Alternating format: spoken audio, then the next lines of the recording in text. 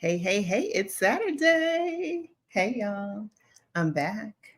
I am out of New Jersey and in sunny Florida where it's hot.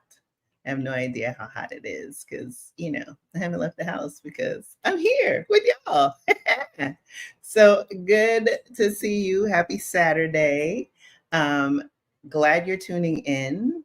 For many of you, you probably know who I am if you're already subscribed to this channel. I'm Krishan Wright, the founder of Blaxit Global and the host of the Blaxit Global podcast. Blaxit Global exists to empower and inspire members of the African diaspora to pursue a life abroad. So, if you're thinking about moving abroad, if you're already abroad, or if you're abroad and you're thinking of going back to your home country, this is a destination for you. I have preparing to make my Blaxit. I'm weeks away, but I am no longer. All my possessions are out of New Jersey. They are en route. I got a phone call right before the live. So the movers are en route. Let's just say everything's been loaded up, and I'm here. So just want to hopefully encourage y'all to say hi in the comments. Let me know that you can hear and see me. I see, a new name, Cookstar 2016. Saluta tu. Yes. Hello. Thank you for joining and tuning in. Yes, I'm excited to talk to our guest today. Alexandria's here. Hey. Hola. Marguerite. Hey, girlfriend. Hello. Hey, Lynette. Hey, how are you? Hey, Nana's in the house. Yes, you did spell my name right. I know folks have been spelling it a little crazy sometimes, adding W's and other mystery letters, but it's okay because the woman who named me is a few feet away and hopefully she'll be quiet. But our mature folks, they have the luxury of doing things on their own time and in their own way. Hey, Greta. Hey, happy Saturday. You were in Orlando last week. Yes, I was in Tampa last week. We flew into Tampa. My cousin had her quinceañera. It was amazing. Got a lot of family time in, and then we hightailed it over to Picola. Oh, hey, the Luxury Vagabond. I caught you earlier today on Stephanie's channel. Great live. Yes. So we're moving to Portugal. Portugal. I know, countdown. So that's been amazing. Like there's so many people in Blaxit Global Passport, which is our private community. And we have over 10 members that are moving just this year alone to Portugal. Most of us are moving in September. And so we have a lot of things already planned. We have our chat, and I'm like peppering with all these things. So we're going to the movies, we're going to concerts. I'm planning a welcome dinner. Like we are just having some fun. Marguerite said yes, no to the W, because she knows when the W popped out. She was not the offender, but she witnessed it. Oh, hey, how are you? How are you, aesthetics guru? Okay, see, switching it up. First the coding nurse. Okay, aesthetics guru. How are you? Hope you had a great birthday. Oh my goodness. Oh, yes. A lot of love for the luxury vagabond. Yes. It was awesome. And definitely subscribe to our channel if you haven't already. Hey, Catherine. Hey, Kathy, where are you in New Jersey? I mean, it has been for me a little over a week since I left. And let me tell you, I feel great. I feel great. I literally got up that morning at I think it was like 5.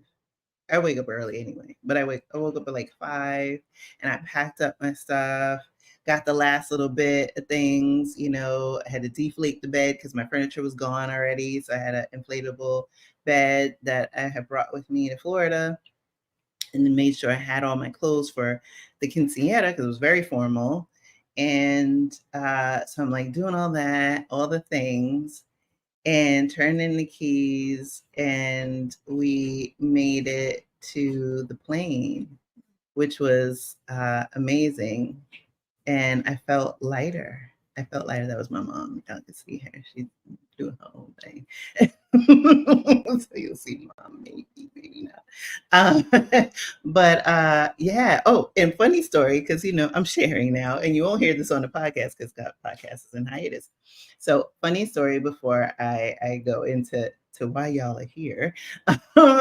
So I picked up, my daughter. We went, dropped off the keys, hightailed it to the airport, and I dropped off my car with my friend who already had the dog, and got on the plane, literally packed up the house, and then got on a plane to Florida. And it was only when we landed in Tampa that I realized that I did not leave the keys to my car. And my friend lives on a street with alternate side of the street parking.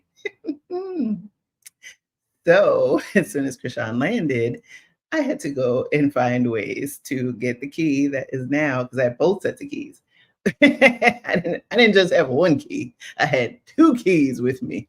So to avoid a very expensive ticket, I had to spend a lot of money to send it back. But even now, it's like I won't even bore you with the rest of the story. But I just wanted to share that because even the best laid plans have a kerfuffle or two in this whole move abroad game, right? It's like we do the best, we do the best, we do the best. Hey, Catherine is in Union Beach. Oh, okay. You weren't far from me. I used to live in Maplewood in South Orange. Oh my goodness. Wow. Oh my goodness. And then Greta asked, how many bags are you bringing on the plane? Greta, it's a moving target. It really is. So I have a medium-sized suitcase and a carry-on. And then I shipped some items that are on a ship, literally.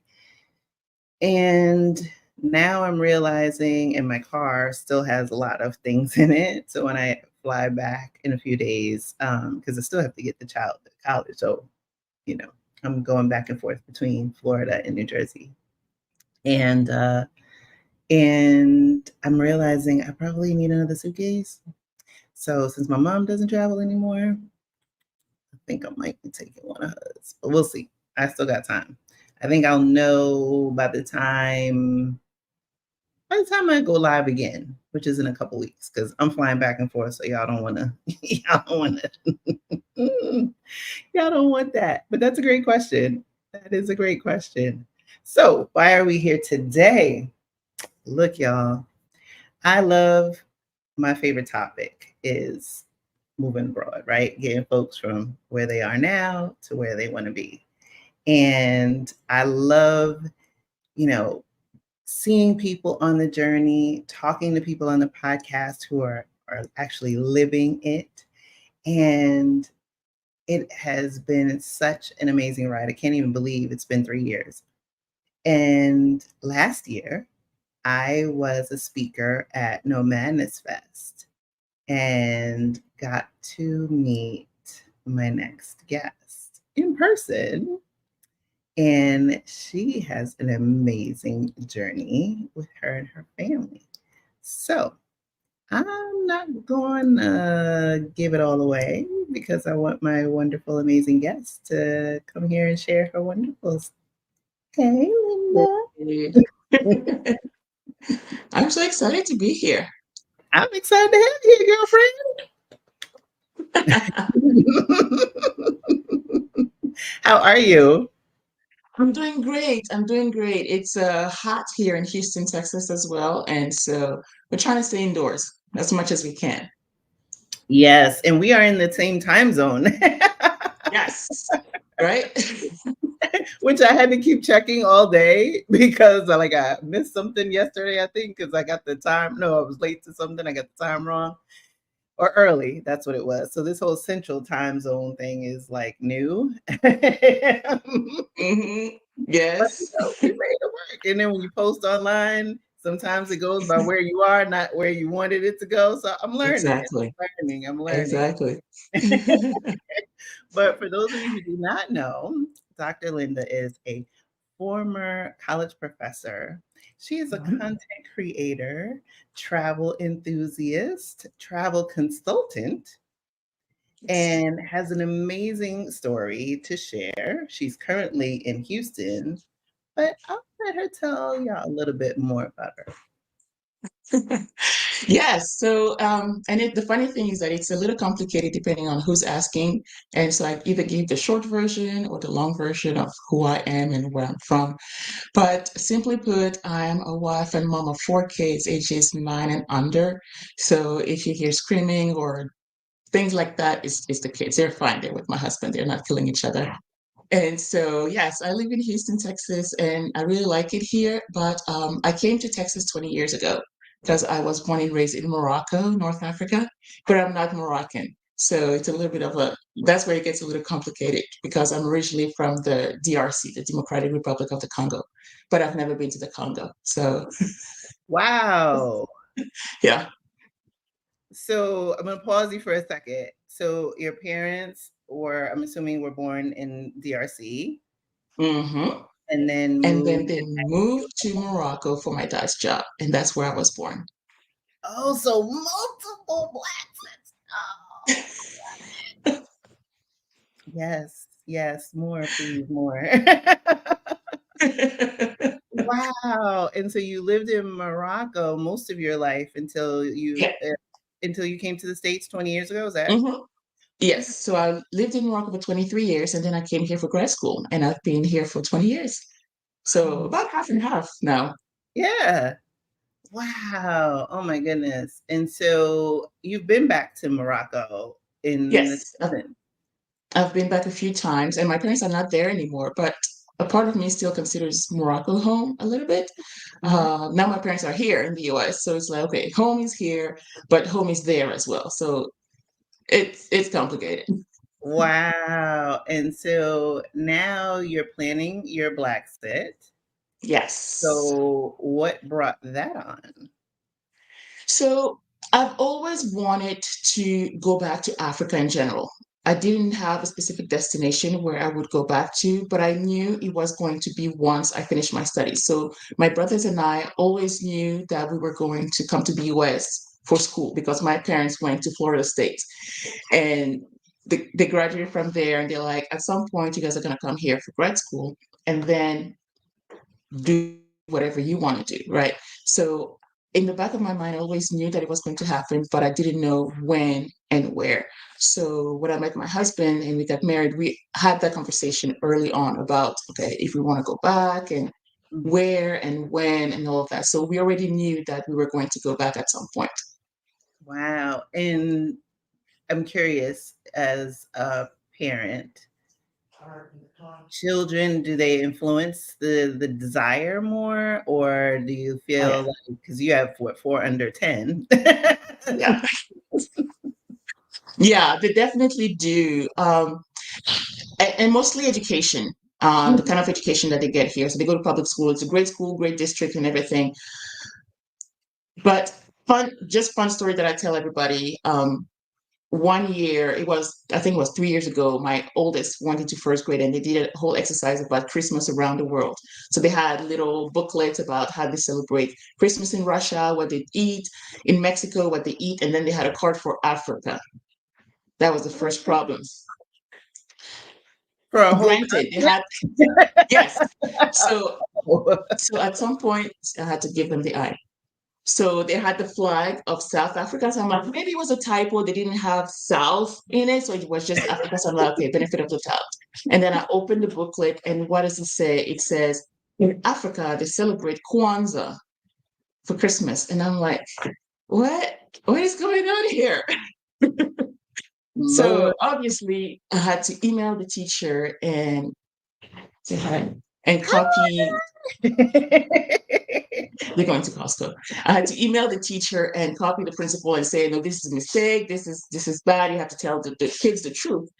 Nothing happened. Following year, my then second grader went into did the same exercise. And I'm like, come on, can somebody just tell them that this is wrong? And so I taught my child to the truth and everything. So I was like, okay, it's my responsibility to teach my kids the truth about Africa, and because nobody else is going to do it for them. So just that environment itself would, put more fire in my in my mind that okay, they need to know where they come from. They need to know the truth about the continent and everything. Yeah, there's so much misinformation. One, I mean, we can go all day. Many, I would assume, people who watch this channel and yours know that Africa is a continent, not a country. And part of, I think, there's a lot of miseducation in the US, Definitely.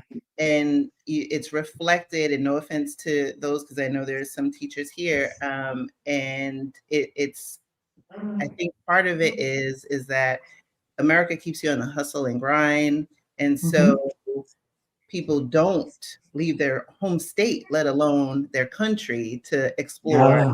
go to different places on vacation and holiday and things like that, much like they do in other parts of the world.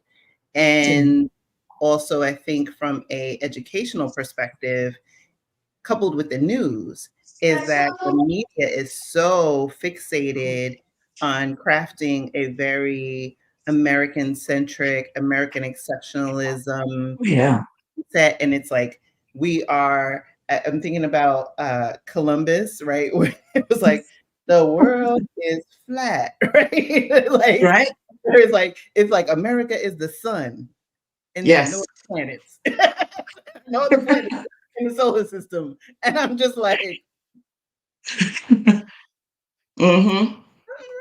something wrong, and then don't challenge, like, hey, there's other planets in the solar system. Hey, Yeah. the world is actually round, not flat. Mm-mm. No, no, no, no, no. Yeah.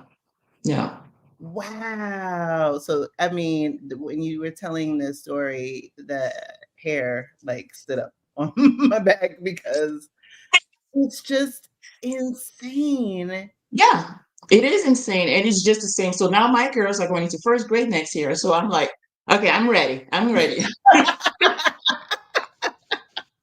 I'm ready. So I always made a point that whenever they have International Day, Cultural Day, I'm there in person to do the teaching. Or if I have to volunteer one day, it's that International Day to volunteer. The Yeah, rest, I'm fine. yeah. And it's like we have to, I mean, look, I know parents need to be engaged in their children's education at all levels, right? Yeah. But I feel like for us in particular, there needs to be a level of hypervigilance because Yeah. of the textbooks. There's obviously, I'm currently in Florida with a demonic And books. entity that is, running things.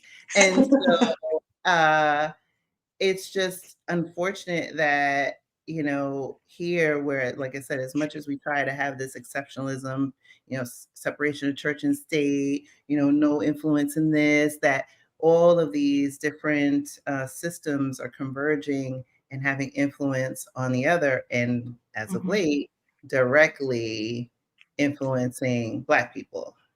Yeah. And so I really commend you for, one, being vigilant, speaking up, getting ready, like you said, first grade coming, Yeah. right? Get in there, but then also realizing that, if you stayed in the States, this is something that you'd likely have to deal with for a very long time. Absolutely. Absolutely. And that's just one of the fights that you have to fight. That's just one, right? And Mm. there, as we know, there's many other fights that you have to fight. And at some point you're like, okay, you have to do the work. But sometimes you're just tired of fighting. You just want a little more, can I just enjoy instead of fighting all the time? And it sounds fair or unfair. I don't really know, but it's sometimes I think you have the right to feel the burden and to take a break from the fighting. I think we all have that right. Oh, yeah, for sure. I mean, my daughter just graduated in June, and it was riding the struggle bus. She was top of her Hmm. class, National Honor Society, but it was still a struggle. lots of conversation Mm. with the school around things that they weren't doing appropriately for Wow. her, Wow. changing teachers, tests. Went through a similar struggle with her brother 5 years prior. Wow. Um, it was, if there was anything I could change, it would have been doing this sooner, Yeah. because my education growing up in the Bronx is very different and comparatively a lot richer than Mm-hmm. the education that they received, Mm-hmm. Mm-hmm. some odd years later. Um, and so when I think about, especially having Blaxit Global and, people talk to me on social media, obviously in the comments and things like that, it's like, oh, is it possible to move with kids? Or maybe I'll just wait till they're 18 and things like that. I'm like, look, this ain't getting no better, y'all. The time Right? is now. If you can, thank you. The time is now. And like Nana said in the comments, this is why I'm lucky I hope to homeschool my kids, right? Yeah. Because if it isn't the poor books, the miseducation and misinformation, the whitewashing, it's the Yeah. lack of nutritional food, right? Or this was one thing that I had to deal with, was the constant lockdowns, especially this Mm. last year. Her texting every day, practically. It was like, oh, somebody brought something to school, or it was a rumor. And the Yeah. only time I really had peace during those high school years was during a year and a half they were on lockdown because she was in the same house with me, Wow. Look at that. You right? had And to so come to that extreme. yeah, we shouldn't have to live like this. Our kids shouldn't have to live like this. A lot of times adults default to, oh, kids are resilient, but this isn't normal, Mm-hmm. Yeah. nor should it ever be. That's right. That's right. So let's stay on the thread with kids. So you and your husband made the decision that you all were going to go back to Africa, not sure where, and you narrowed down the consideration set. Like, I know where things are leading, but I'm going to take folks on the journey. Yes. I don't So think I'm hiding. I don't think I'm hiding. My husband is like, mm. as y'all narrow down the consideration set, what were some of the things that like influenced? Because like you said, the whole continent. You were born Yes. in one, your family originated from another, and so how did you like narrow down the universe? Yes. So out of the whole continent, so English is not my first language, French is, right? And my husband's first language is English, but he does speak French as well because he grew up in Cameroon.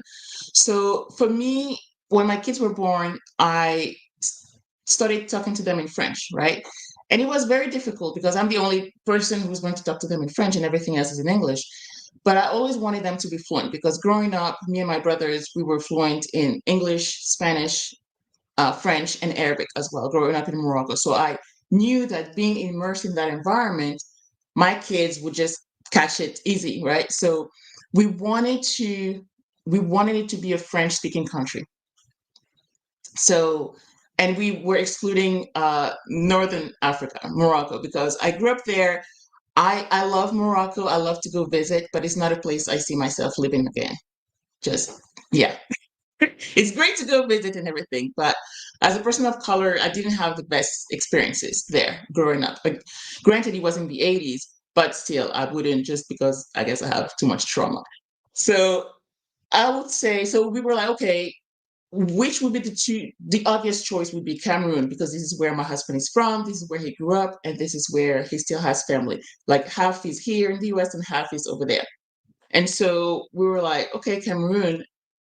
But at the same time, we're looking at, okay, what are the top economies in French speaking Africa? Senegal, Cote d'Ivoire, and I guess Cameroon. So we're like, okay, Cote d'Ivoire, my best friend lives in Cote d'Ivoire, and I had visited Cote d'Ivoire before. So I'm like, obvious choice to me, right? Because I've been there, but I've never been to Cameroon. I've never been to Senegal neither. So it's like, so my choice was more leaning towards what I knew already. And I knew Cote d'Ivoire and also because it's a little more economically advanced than Cameroon, so I feel a little more comfortable there. Um, and yeah, so that's where we're like between the two. So there are definitely pros and cons in for both destinations, and that's where we're like, okay, evaluating, and we are going on a scouting trip to Cameroon this December. We were supposed to go last summer, but it was a whole thing with the embassy, so we couldn't go, and so we are going this year. I was telling my husband, see, they don't want me to come, so It's a sign. You get all these it's a signs on sign. your Blaxit journey. You're like, well, maybe it's a sign we're not supposed to go. I It's don't not my fault. It's them, you know.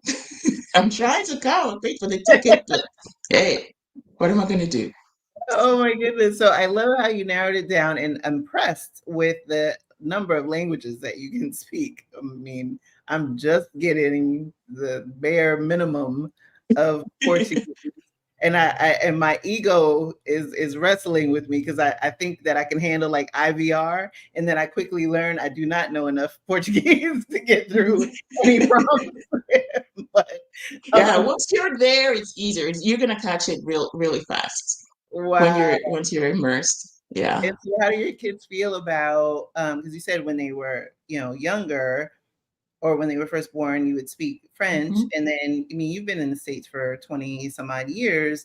Yeah. French is not spoken, you don't hear it widely, right? So Mm-mm. have you been able to preserve your foundation, even though it's your first language? Have you been able to preserve it? Do you find there was some losslessness over the years? For me, yes, definitely losses. Once I started dreaming in English, that's where I knew that okay, Oh, French wow. is yes. There are things that I cannot say or explain in French, like my research and things like that, because I've done it in English, my dissertation work and all that. And I have Mhm. a hard time saying that in English. I mean in French. But there are things that I still can only do in French, like counting. Ah, It's my brain is like months of the year and counting is I still do it in French. wow. Oh my goodness. And so your children have been exposed to English and with some French from you. And as Hmm. they start to, envision navigating and embracing a life in Cote d'Ivoire, Yeah. how are they dealing with the language challenge? Because I know kids are different. Kids are different. Yes. Yes. And the funny thing is that kids are like very curious about it, a lot of things. So even when we are at home and we're watching shows in Spanish, like there are shows that I put on YouTube that I grew up watching in Spanish, and then my kids adore those shows and they like catch up on words and everything. And or when my mom comes and they speak to her, I mean she speaks to them in French or things like that. So for them it's not a hurdle, or even if they're like, oh, I don't understand, and then they're like next day they're like, oh, how do you say jelly in French? And so they're naturally curious, they want to know because for them it's really fun. Yeah. Yeah. Because, Mhm. it's like, and I even tell, people in the group, as some of us are in various stages of learning Portuguese or just, deciding once we're there, we're going to immerse even more, is cutting yourself some slack, right? Because you come Mhm. out the womb, you don't know any mastery of any language, Yeah, right? Just your yeah. real first language is like whatever, goo goo gaga, whatever. Right? And then you kind of morph into, your natural language. And even then, you couldn't give a dissertation by the time you're 2, right? You're constantly being exposed and you learn, and kids, mispronounce things and they have, grammatical errors, and Yeah. they don't say, "Oh my gosh, just because I couldn't say that, I'm embarrassed. I will never speak again," right? But Right, right. but adults, like, we fumble and there's this fear print that it's like, "Oh, I'm not Yes. built to do this." And it's just like, "No, you have to give yourself a fair shot." Yeah, exactly, we're all learning, never ends. Yeah, so let's talk a little bit about Cote d'Ivoire and cost of living, because you're in Houston. Cote Yes, d'Ivoire is on the west, right? West Africa. yes, West Africa. So, and then monetarily, what would be the currency? Like, is it more favorable? Is it like on par in terms of the US dollar and the strength? Yeah, so definitely, it's the franc, it's the franc CFA. So it is actually paired with euro. So, but I think $1, let me double check real quick.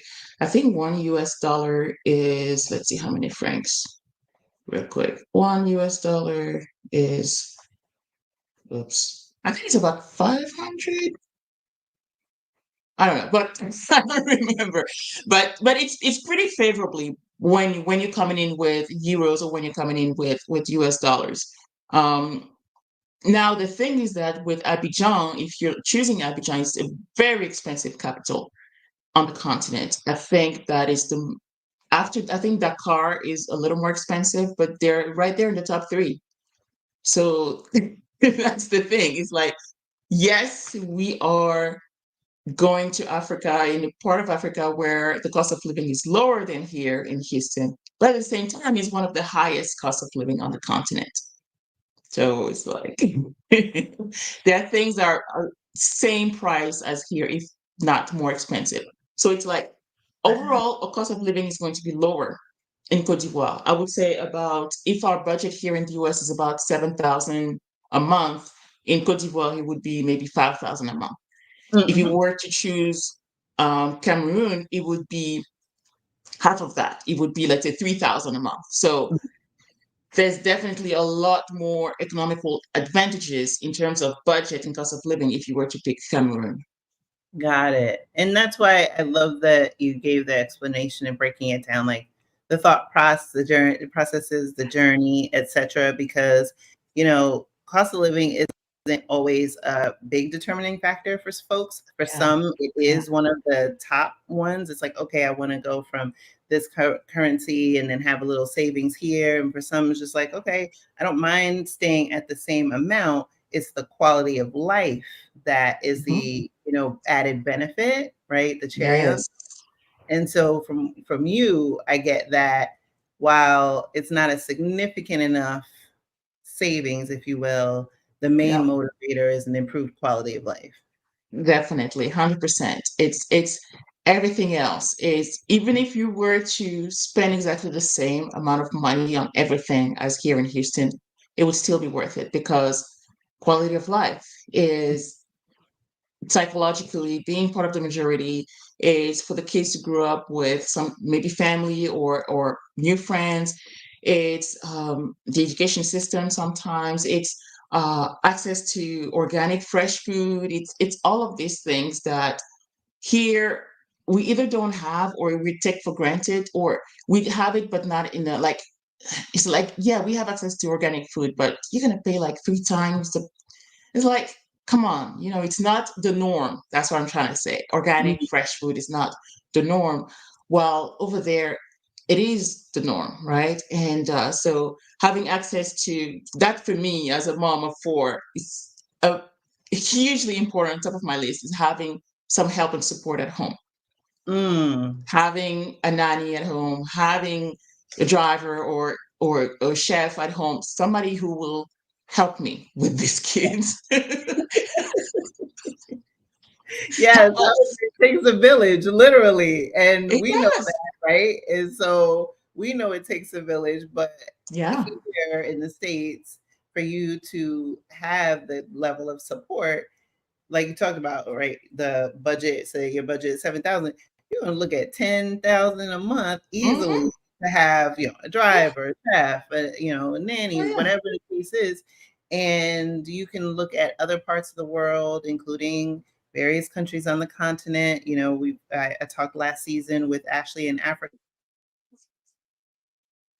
her girls originally to Tanzania and now is in South Africa, and talked Hmm. about, like struggling, riding the struggle bus in Atlanta, Yeah. and which, for many of us that are in the States see, Atlanta more as like the Mecca, right?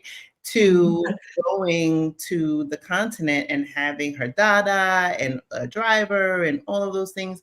And she's like, Yeah. oh my gosh, like the light bulb went off. And Yeah.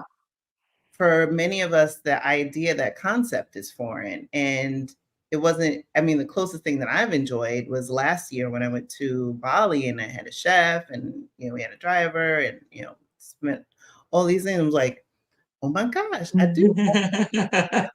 I'm the newest member of the Soft Life. Yeah, I yeah. kind of But my, like my this. friend, I have my other friend she's my childhood best friend who lives in Senegal, but now moved to Côte d'Ivoire.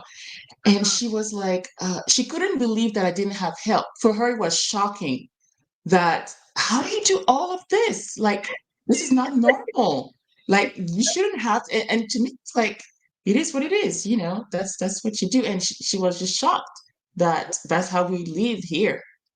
Yeah, and there, like I said, on the continent and parts of Europe, it's just the Yeah, norm. And then we wonder why we're so stressed as a society, and it's because we weren't meant to do all these things and be all these things all at once, right? There's a yeah, time yeah, for everything. yeah, And absolutely. since I left Jersey last Friday, with the exception of maybe 2 days this past week or so, I've been napping like every day, and like Ah, that's great. long naps and just like waking up refreshed. I took a nap before we went live. I was like, oh, Ah! I think I'm gonna rest. Right. I was like, but that would never have Mhm. been part of, my routine and, my whole thing. And I know some of our members are in the comments. It's like, been talking to them in the group, like start visioning what your new life is going to be, what your new routine is going to be, right? Yeah, Like, this is where you get to change everything that you've either yeah. done or learned and create it in a way that best suits your life, Mhm. your lifestyle. And so Coach Malika is in the comments, said naps are life-giving. Yes. Yes, yes, yes, they are. Yes. And it does take a true village for sure. Oh my goodness. So we talked in the beginning, and when I was talking about your bio and your background, you have a college professor background, but you're now more in the content travel space. So as you look at Cote d'Ivoire, and I'm not even sure if, when you picked Abidjan, like, is that because of like infrastructure and being more in the online space? Step me through like that part of the journey. Yeah, yeah, definitely. And one of the reasons why, I think the only reason why I got a PhD is because a professor told me that, because I wanted to be a tourism consultant. And the professor told me you have to go and do research. And so you have to go get a PhD. That was the only reason why I did that. And once I was in the program, I was like, oh, I'm going to teach. So then I became a professor. But I've always, so now I'm back into tourism consulting. And one of the things that I do, I actually do that with the Embassy of Cote d'Ivoire, is to help them attract American tourists. So looking at what they have and all their assets, touristic assets from cultural, from infrastructure, anything like that, and how they can now package it as a destination and attract visitors. And so Cote d'Ivoire definitely has a lot to offer. Like they have the world's largest church in the world. Like they have that, but they don't. A lot of African countries are not, I'm not going to say monetizing, but they're not promoting their assets very well internationally, right? And so a lot of them need that extra help to do it, right? And to have that not only to the outside, but also to the English speaking world. So they have a lot of European tourists who go to Cote d'Ivoire and all of that, but not necessarily English speaking visitors. So I forgot the question. So yeah, so now go so yeah so why we chose Cote d'Ivoire is not only because of the economic development, infrastructure, definitely, speed, internet speed as well, safety and security, healthcare. So when I went on the scouting trip, I was able to look at all of these things and test the internet speed, the road system, all of that, and there is it's pretty satisfying what we've seen, what we've experienced. So it's not what you see in the media. we don't even see anything in the media about Côte d'Ivoire. Yeah, Like, right, right. like, But I it's mean, not like desolated sand that's lands with sand and dust everywhere. It's none of that. None of that. it's evident with like the project with the kids in school. It's like Africa, and we're gonna put South African flag, and everybody celebrates Kwanzaa. Like we have no concept. I used to watch the news a lot. I used to be in news many years ago, like over 20 years ago now, I think at this point. And now that I'm in Florida and I'm with my mom, and she's of a certain age, she watches television, watches the news, her routine. So I've been watching, some not by choice. And I'm watching this stuff and world news tonight, which is literally like 24-ish minutes of US news Hmm. and like 2.5 minutes of what's going on around the world, Yeah, which there's like what 8 billion people on the planet, it's 195-ish countries. yeah, it's crazy. Because sometimes I have my friends who live in Europe and they call me and they're like, "Are you okay?" I'm like, "What? What happened?" They're like, "Yeah, we heard that there was a mass shooting somewhere in Texas." And I'm like, the world gets news about what's going on in the US, but in the US, we don't know anything about what's going on around the world. No, we don't see anything in the media about Cote d'Ivoire. Yeah, None, none. yeah. And so it's just like there's so many, and that's why I love talking to guests that are going to the continent. And actually I will give one thing away about season 6 is that at least what I plan and what comes out usually is about the same. So we're going to have more of a presence in the continent in season 6.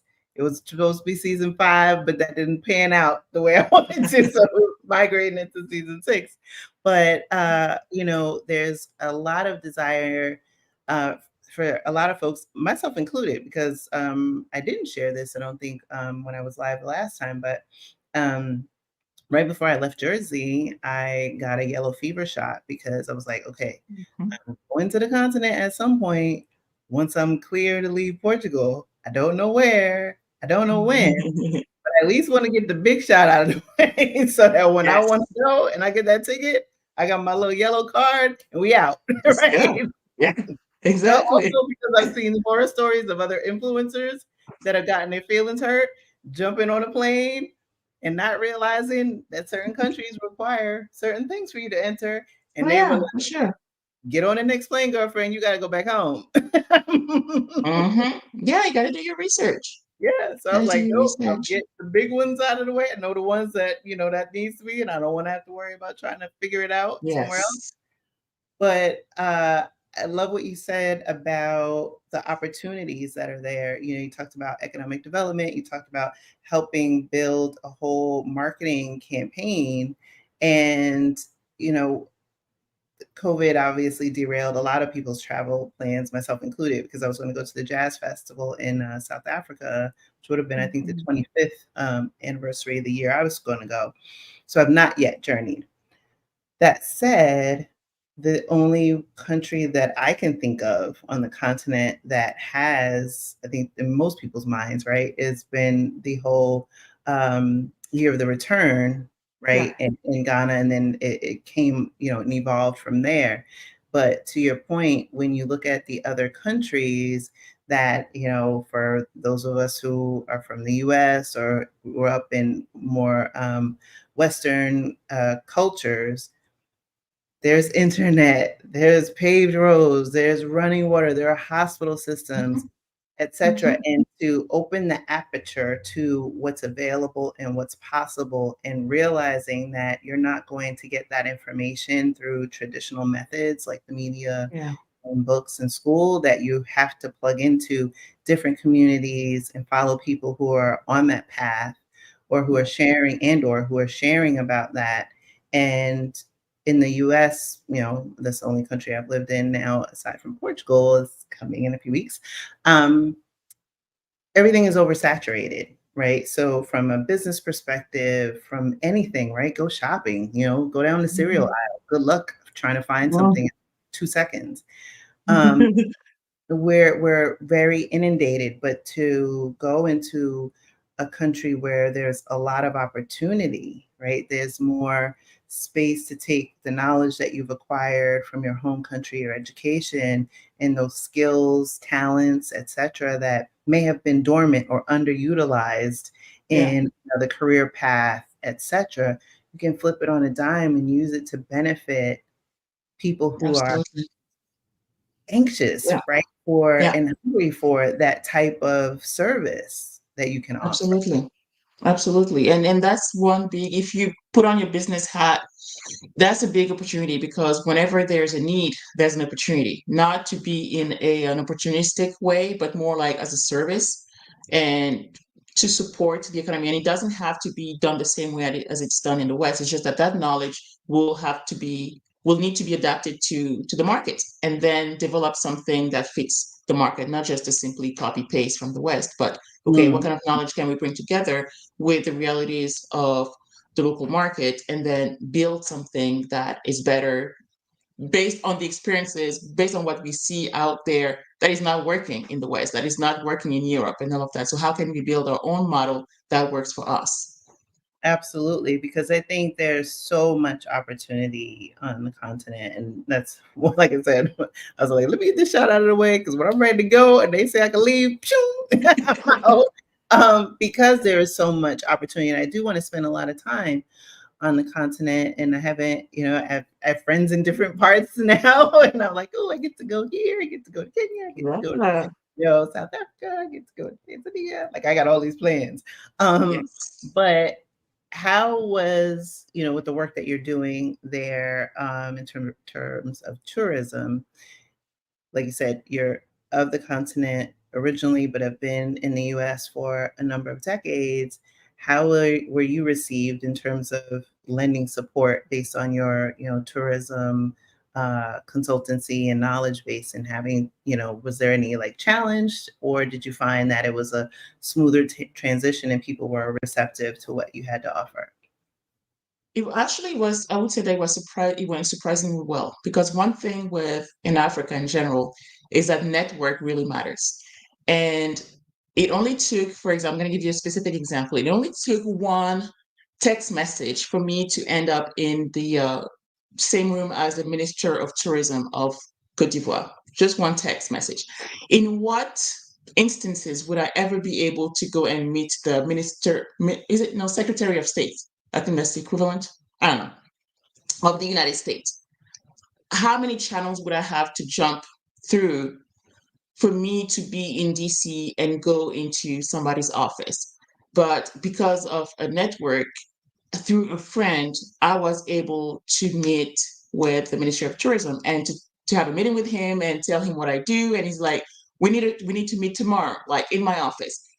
And that's something that you cannot find anywhere else. The ease of network because you know somebody. And of course, if you're on the side of, well, I don't know anybody, well, sometimes it just take one person to put you in the right setting. And it can be done like that. It was like, okay, what are you doing tomorrow? Okay, let's go to this meeting. And then we're meeting this person. Okay, and next week we're having that meeting and we're talking on the phone. So it was very well received, just to answer your question, because surprisingly enough, the research that I did for my PhD was heritage tourism.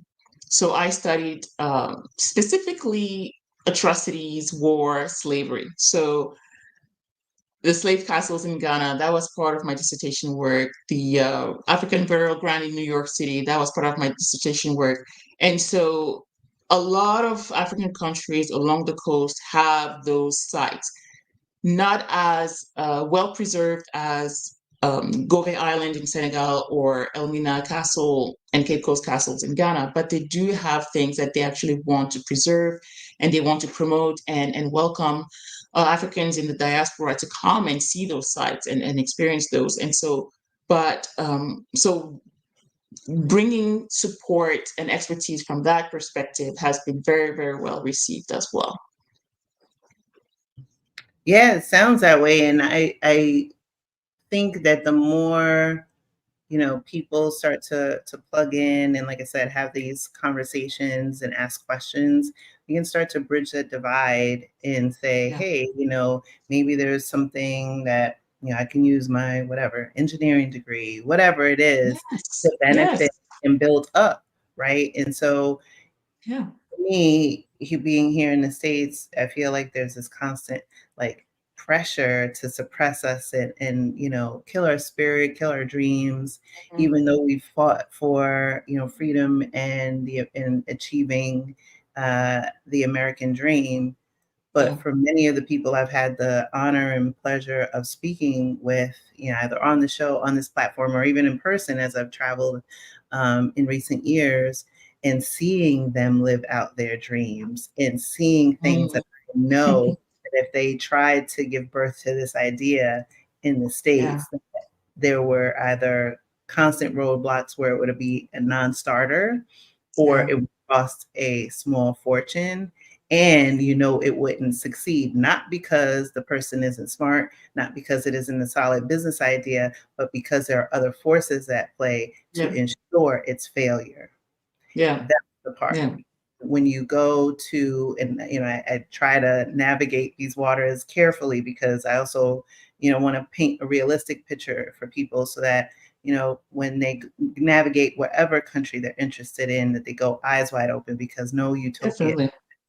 Definitely. to recognize that there are opportunities and to, take the rest, definitely heal.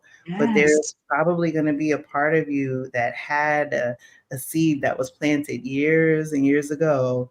And that little seedling might just need to be in a different environment for it to grow. Yes. Yes. Definitely. If you're thinking about the continent in general, it's the land of opportunity. And again, I'm not saying it in the capitalistic way. I'm just saying it in the way of it's where you can be creative. If you're an artist or if you're a business person, this is the land where you are free to express that, free to create, free to contribute, because there's just so much space for it. So in other, like you said, in the US, it feels like it's saturated or people don't want to see more of this, or maybe they're, for one reason or another. But when you go specifically to sub-Saharan Africa, there's freedom to express yourself, freedom to create that really attract us. Hmm. And so when you think about, because I'm going to tackling the question, so Cookstar had said Portugal is an hour behind Greenwich time, and Abidjan is 2 hours behind CT time. Oh, see, I learned something today. It wouldn't be too much of a change for I sure. know. I'm like, look at this. See, that's why I Mhm. love this community. Y'all just be coming in with the knowledge. I Complaint. love it. I love it. I love it. Wow. So as you're thinking about, your business and servicing, are you going to be squarely looking at opportunities and cultivating clients in Cote d'Ivoire or other parts of Africa, or do you see yourself kind of being more global or even time, I don't even know if that's a word, right? Time zone benefit, because sometimes Yes. somewhere and there's a time zone disadvantage. Uh-huh. That's a great question, because what I do as well as tourism consulting, I do social media marketing. So I help other female entrepreneurs stand out online by creating content and all of that. And so that's what I do right now. And I have clients from all around the world. And what I started doing last year was to have a French speaking branch to my business in anticipation to being able to implement that on the continent. And so obviously, because there's there's, let's say, like French from France, French from Cote d'Ivoire is not the same as French from Canada. So there are some nuances that you have to know. And so I hired a community manager to help me with that, to start implementing that on the continent. So I could able to do that in person, but also virtually, to support that industry in the continent. And one thing that attracted me with Côte d'Ivoire is that that industry with digital marketing and all of that is known, and it's not the case in a lot of other countries where it's like well, you can make money. I'm like, but in Côte d'Ivoire, it's very well known, and a lot of people do it. There's a lot of influencers, so it's not an unknown reality. So the market is there, and that's why there won't be that much friction in penetrating that market as well. And Coach Malika said if they don't show it to us with fear-based stories, that tells me Cote d'Ivoire is a hidden gem. Yes, and if you subscribe to Dr. Linda's channel, you will see some of what Cote d'Ivoire Yeah, has to offer. it's a beautiful country for sure. Yeah, I was watching some of your videos as you were doing your scouting trip and the grocery store. Yeah. And I was surprised at the number of like American foods, like I saw Kellogg's, Frosted Flakes, Mhm. and all of these. Doritos, everything, Yeah, everything is there. yeah. I was like, and the stores, which is, and I was showing my mom a video earlier of something in Portugal. She's like, "Oh my gosh!" And then I showing your video, everything's so organized and so neat. And I was like, "Yeah, not in these stores around these parts." Right? But it makes, I would imagine, right, the transition a little bit easier, right? Especially with Mhm. kids, that can be Yes, challenging with them. Now you had mentioned your best friend is moving. Is she also moving to Abidjan? she just did. So I have two best friends in Abidjan. It's like my Wow. childhood best friend and my college best friend. So my adult life and my childhood, they're both in Abidjan. I was like, wow. Oh my goodness, that is so great because one of the things that I feel can also like make or break a Blaxit is having community. And to the extent that you can have like a built-in community with people who are, going through the same thing, or maybe they, migrated a little bit before, or a little bit Mhm. after, like you can transfer your knowledge to help someone else Yes, and glean it. It just makes that transition a lot smoother. And absolutely. like I said, there's some language that you just need to be more exposed to, and it'll start to come back. But it's so Yeah. great that you have your friends. Yes. Oh my God, that's Yeah, I thought that awesome. was pretty. It really helped me when we went on a scouting trip to be at her house, and she has four kids as well, and seeing the dynamic of the house, running the house, going to work and all that, and I'm like projecting myself into her life, how it would be like for us, and I was like, this Mhm. is pretty nice. This is nice. That is so awesome. Oh my goodness. Let's see. And y'all got questions for Dr. Linda? Pop them in there. We are going to take them. Let's see. Nana asks, may not be in the scope of this convo, but thoughts on countries who didn't have a Western industrial revolution will end up being extremely advanced in 10 years because they skip right to sustainable. Wow. Exactly. Exactly. Yes. It's like we're letting the West make the mistakes and we can skip to the good part, just like that. The TikTok says, right? We can observe and look at the mistakes they've done, and we're like, you know what? We'll just go and build sustainably from the get-go instead of trying to go through the same mistakes. Mm-hmm. And what I found to be, what, 56 episodes of the podcast already, and I think I'm over 100 YouTube videos, is that I find that the people I've encountered, not just on this platform, but also in real life, and when I think about, primarily most of the people I speak to have left the US. I've spoken to people who have left, Canada, Jamaica, other countries, but primarily the US, is that wow, there's a huge talent drain. It's like America, y'all gonna be salty soon because we taking the best of those. They're gonna be like, oh. Yeah, that's right. Yeah, because I think and me, because we're in the same space, right? Like this whole thing about, oh, the passports, and it's taking like 6 months to process, and they're like, oh, it's just because there's a whole pent up demand in Mm, travel because people having to. mm, I'm like, no, that is people that yeah. are planning a Blaxit. That is Yep. people trying to bounce up out of here. So They're that's all why in there. surge in applications, but y'all keep crafting that. You don't want to admit that publicly. So y'all say, Hmm. oh, yeah, it's pent up demand. People want to Yeah. travel. Yeah, because they're scouting and trying to get out of Yeah. Dodge. We That's know why, what's going on. you know? Oh my goodness. So Tunisia, hey Tunisia, I saw you came in. Is it easy to move to Abidjan? The requirements difficult or not? Okay. So it depends on how you are moving. If you're moving as a retiree, if you are moving to, so technically, I would always say the easiest way for any country in the world is for you to move as an independent. Basically, if you're not moving with a company who's taking you there, or if you're not retired, then you don't want to show that you're trying to get a job there because then you're taking away from the citizens, right? So you have to show your finances to make sure that you are able to sustain to your own finances, and that's the route that we are taking because we're not going with a company and we're not retired. So it's as independent and showing your resources, the fact that you're working. That you have your own business and all of that. And so you go with your tourist visa, and then once you're there, you can start applying for your residency. Oh, okay. So for that, would you? Oh, so you apply in country? Yes. Oh, wow, that's different than Portugal. I had to do all of this step one. That's my mom. I had to do step one in the US, and then step two, I don't have my immigration appointment until mid-November. Um, but that's interesting that they allow you to come in on a tourist visa and then you apply. Oh, wow. That's fascinating. Yeah. Okay, Hmm.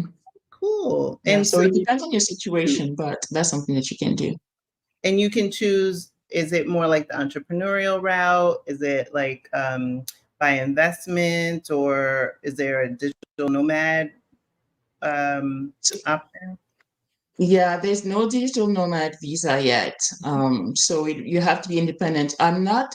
One person told me who did it recently. She told me that she actually used a resident who would um, uh, like gouge for her, basically say that he would sustain to her needs or something like that. And so you would have to have somebody who's like who like a witness in a way, like to say yes, we know her, and we're like a guarantor or in Mhm. some sort, Yep. something like that. Yeah. Yep. Yes.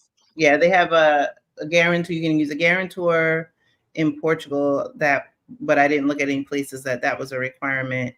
And then they have something, it's term of responsibility, or I forget what the T is for, but someone, to Hmm. your Hmm. point, like verifies and says, almost like a Yes, co-signer, and says, oh, if this exactly. person doesn't follow through, I vouch for them. Got it. Yes, yes, definitely.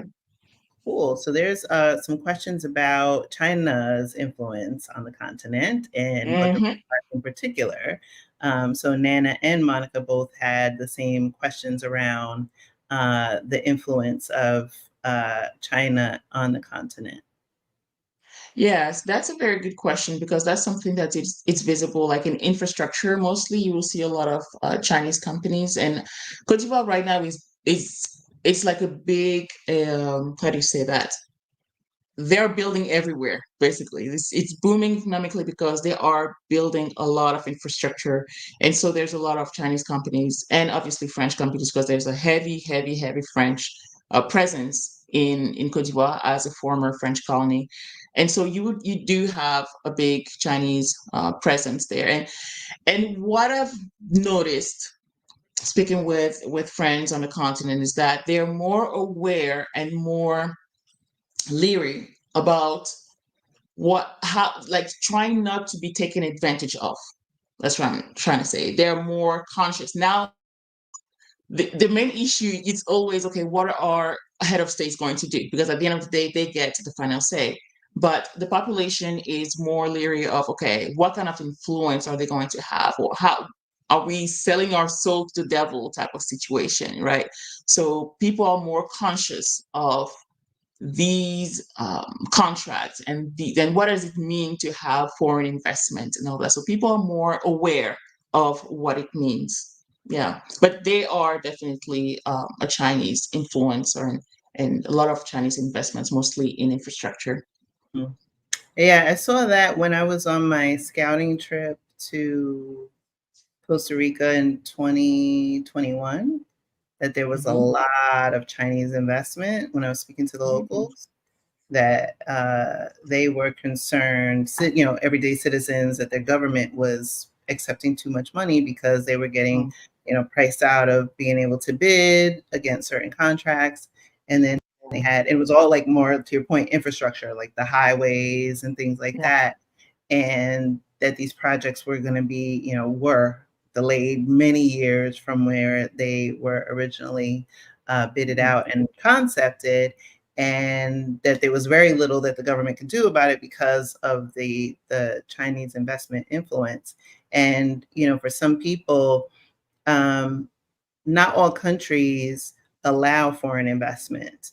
So, just because this is happening in certain parts of the world, and obviously China has not only a huge population, but also a lot of monetary resources behind it, is that they can only do these things in certain countries, and they can only do it to the extent that the government allows them to. And so, Exactly. to the extent Exactly. that, to your point, like it's like, okay, Cote d'Ivoire is being leery of, watchful, let's say, Yeah. about Yeah. what's going on. And so if there is a time to pivot. But that said, I think going back to what we talked about earlier, that's where I think, for those of us that are listening and watching and are inspired, maybe that's the part in which you can say, hey, I've got this background in, economic development and government and infrastructure engineering, whatever. And you can be in a more advisory capacity and add that level of expertise so that we can prevent some of these things from happening, Mm-hmm. and take the lessons that we're learning and Yeah. apply that to our benefit. Yeah. And then that's a major difference between somebody in our community, quote unquote, who would move in sub-Saharan Africa to somebody coming from, let's say, Europe or China, is what is the impact and the intention.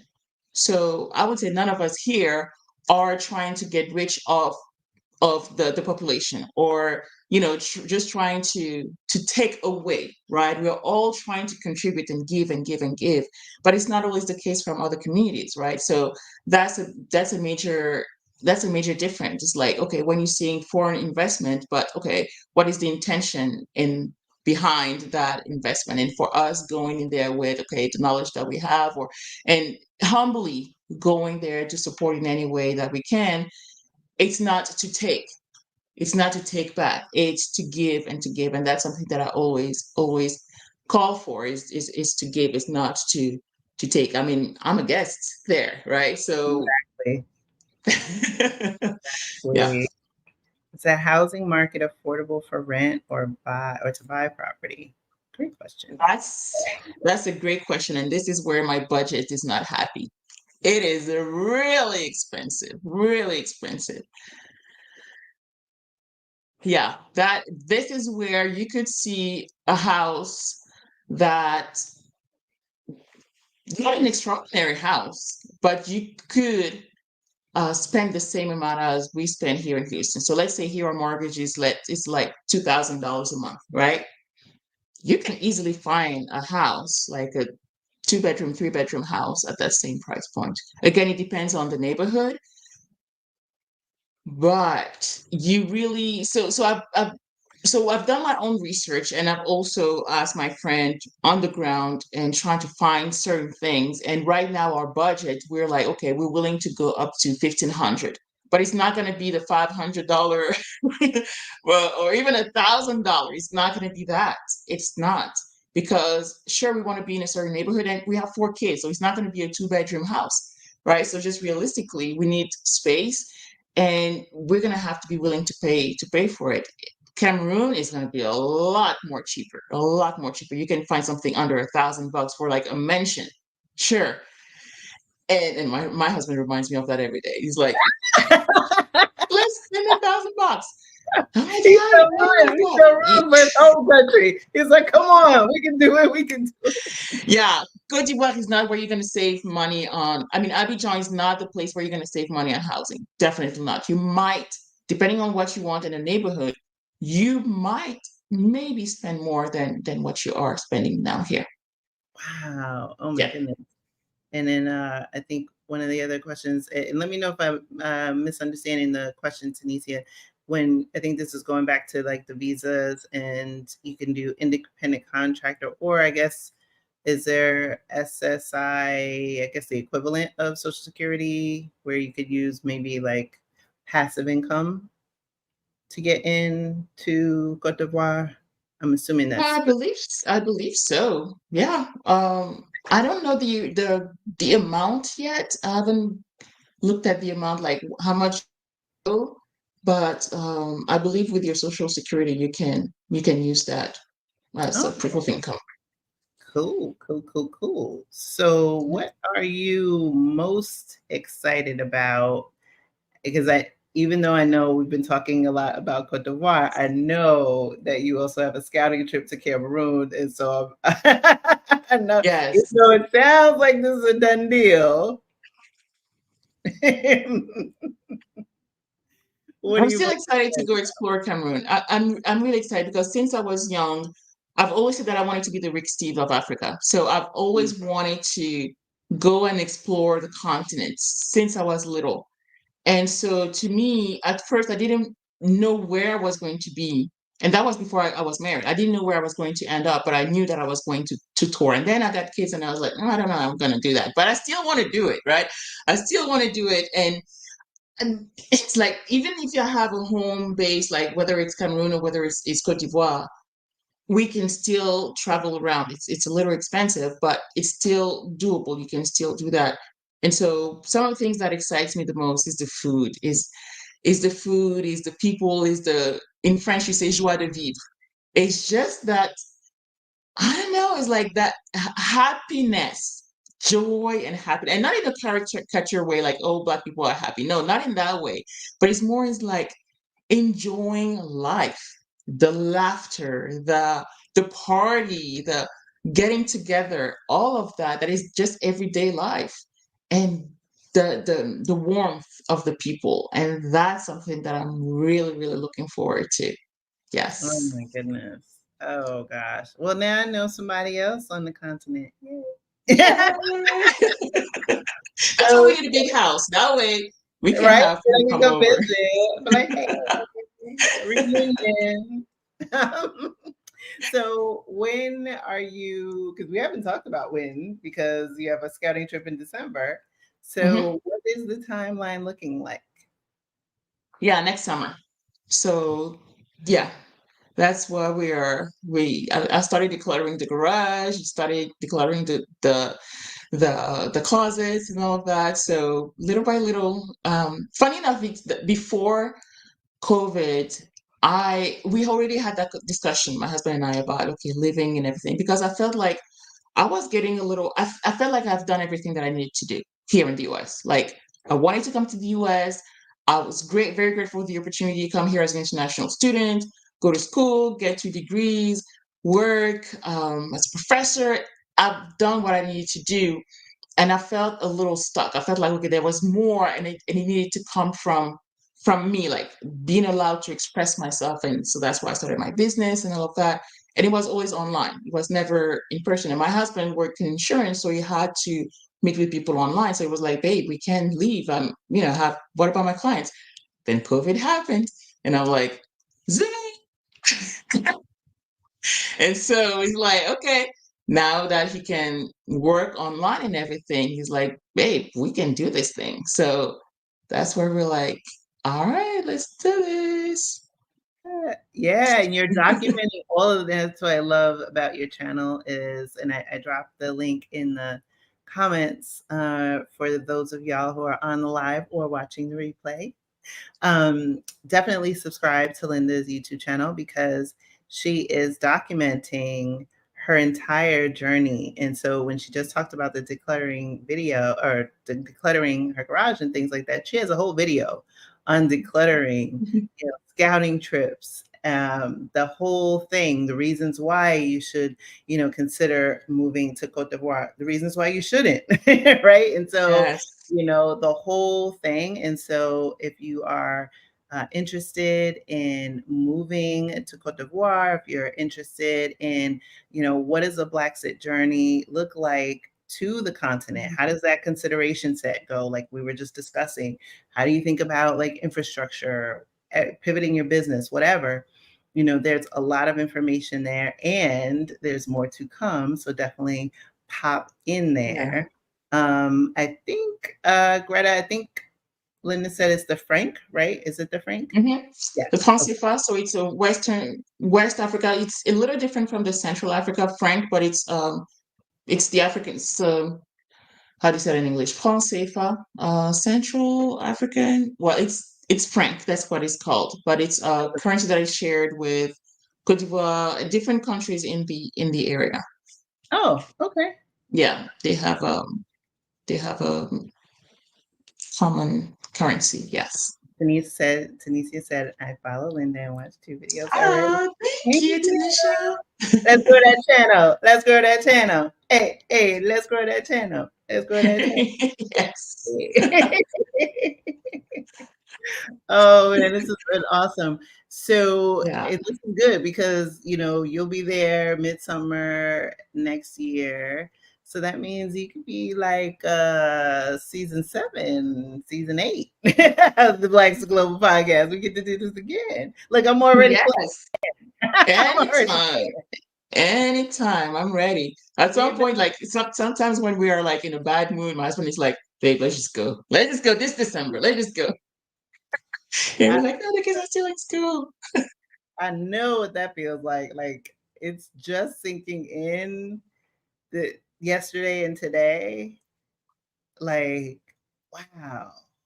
I'm so close, right? And I remember being in my apartment in New Jersey around December, January this year, and looking at the calendar to this, and it just seemed like forever away. I was like, Right? never gonna get up from underneath this expensive. And now I'm like, oh my gosh, I done did It's right it. here. It's right here. Yeah. It goes Right? by really fast. My passport. Oh yeah, my passport is uh Don't lose got it.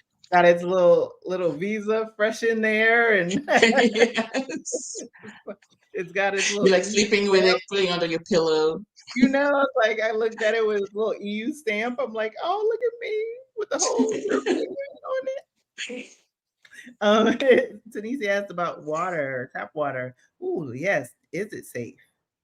I didn't drink the tap. I didn't drink tap water. No, I just had water bottles. And even my friend, she uses filtered water. Mm, hmm. And it's funny that she uses like the traditional filter water. It's like a pottery thing, and it's fascinating. It's like a traditional filter, not like the industrial filter, traditional filter that she has in her kitchen. And I was like, man, this is amazing. It's like a jar, like clay. I think it's made out of Yeah. clay, and some kind of cloth in it. You know, only in Wow. Africa you can get that. I have not done I'm trying to think. I don't think I've had tap water in any country.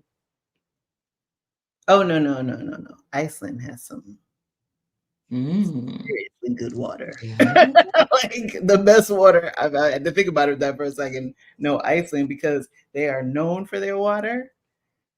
And so I Oh. made it a point to drink it. And it was like I drank water for the first time in my life. I was like, oh my goodness. Like I just want to drink water all the time. It's so good. You can buy it and it's Wow. water. It is so good. It's insanely Wow. good. But outside of Iceland, every other destination, I've always had bottled water. Yeah. Yeah. Even in Portugal, Hmm. I've always done, because, um, there was a guest I had. Actually, it's the last video that I uploaded to this channel, and Tiffany Smith, and she's in Saudi Arabia. And in our conversation, she talked about that they have 2 different types of water there. It's like soft Mm. water, which is the water Okay. that you drink, and Hmm. then I think the other one is hard water, but they call it something different, I think. But she didn't know when she first got there and learned that there's two different waters. And it's like the She one learned the that hard way. jack up your skin and hair, and the one that is okay for Oh you to, no. yeah. Oh man. What? Yeah, yeah, it's so wild. I think Mhm. this one is for me. Where did you get the yellow fever vaccine? How many times do you have to take it? That is a great question. I probably should do a video on it. I didn't take any footage of that day. There's a place, it was not too far from my apartment in New Jersey, called Passport Health. So originally, I asked my physician when I went for my physical, and there's like this talk track around the yellow fever vaccine being unavailable or limited supply. But in reality, Mhm. because I asked them, because I was like, is this true? It's not. Um, Mhm. it's because it's so rare that people request it, that it's not a vaccine that they keep on hand like flu or, Yeah. any other vaccine. So they Yeah. farm out to, certain medical providers who only specialize in tourism travel, right? People who are Hmm. in different countries that need specific inoculations. And so Passport Health is the one that was closest to me. I think there was maybe another one in the city, but in any event, I went online and scheduled the appointment, told them where I was going, when, what countries, and then they review that information. They ask any questions. They need to know what countries, when, because they're basically checking what vaccines are required. And they do a consult, and then I talked to her about, I just basically listed all the countries that had yellow fever as a requirement just to make it life easy. And they gave me the shot, and oddly enough, it was $485. Yeah. Yeah, It's the not a shot cheap one. itself, no, the shot itself was like 360 something. Then it was like a $95 for the consult, because it was basically like, oh, if you're gonna go here, because I had listed a bunch of countries, oh, there's malaria Hmm. here, or you need water pills for this, or you Yeah. need this for the mosquito. So they go through this whole thing. It was like maybe a half hour. So the $95 is that talk track part, going through like all the things, and they give you this big packet. I don't think I have it in. Hmm. Um, I should do a video on it. And then I was able to get reimbursed for the vaccine portion from my insurance company, Mm, not nice. that consult. So just for y'all that might have been like $485 for a shot, yes. I didn't Yeah. realize it till they had this whole price list, and I think that was one of the cheaper ones out of this list. Oh, no, maybe no, it was more expensive. It was some that were less expensive. These was one of the most expensive ones. I was just like, damn. Yeah. We had to do all four kids last year. And let me tell you, I was pissed. I was Ooh, so mad. Yeah. what? Yeah. I wasn't happy at all. But I hope it you wasn't all some of that 400, money but back from the insurance, because I was it was in like, the hundreds. Yeah. yeah. I think he did mine at Walgreens or CVS. It was 10 years ago. So it was, yeah. I remember.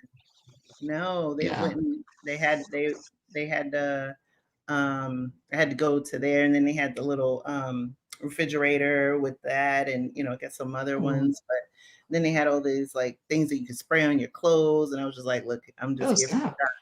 And then and then when I called, my brother was like, damn, that's expensive. Call your insurance company. And then when I called, they were like, oh, you can submit that for reimbursement. And I was like, oh, Yes. please give me some of this back, because I wasn't prepared for this stupid shot. Um, Mark and Drew. Hey, new name. How are you? How are you? How's the medical system in Côte d'Ivoire? Right. So that's definitely something that I had to look into. And there are a lot of private clinics that first place we have to look at is, for example, the US Embassy website, and they recommend certain clinics. And so one of them is really good that I look into. And also, they have one public clinic that is specifically for kids, like children, pediatric and mothers care. That is really, really good. I heard is really good. So those are the two that we're going to look into. So for the kids and women's health is going to be that public clinic, and then for any other care, specialized care is going to be that one private clinic that we already looked into. Oh, But okay. yeah, so there are good private clinics, good public as well, and others that I guess not so good. But you can find very good care, definitely.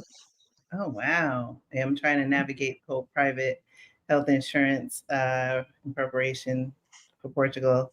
Still getting quotes. The whole like private public is a foreign concept. So still trying to wrap my brain around that whole bit. Mhm. But, it's definitely different.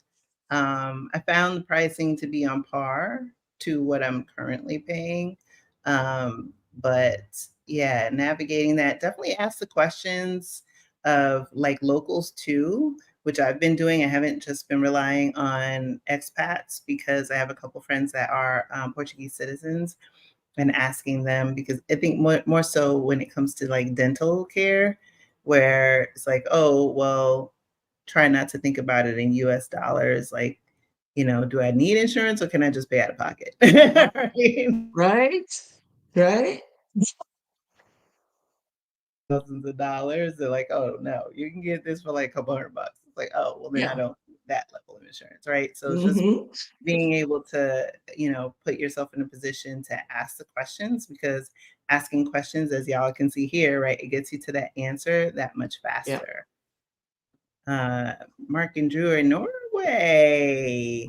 Water here Wow. in Norway is some of the world's best. Ooh, Good to Norway's on my know. list too because I want another shot at the Northern Lights because they didn't come out for me when I was in Iceland. And Oh. here, Norway is like one of the places that I'd have a better shot. So I'm Oh, like, all right, nice. Norway's on the list because I got to see my little lights.